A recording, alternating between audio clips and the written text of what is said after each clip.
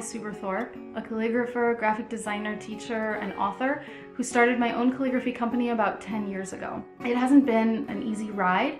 There have been lots of bumps along the way, but each of those bumps have taught me some important lessons that have helped me improve my company. In this video, I'm going to share answers to the most frequently asked questions that I get about starting a hand lettering business. How to set prices for your work, how and when to charge add-on fees for certain types of services, why you should charge more to design a logo than a wedding invitation, when it's okay to work for free or to give discounts, how to advertise in affordable and even free ways, why you own the copyright to your work and why it's important to advocate for your own intellectual property rights, and how to deal with some common client issues.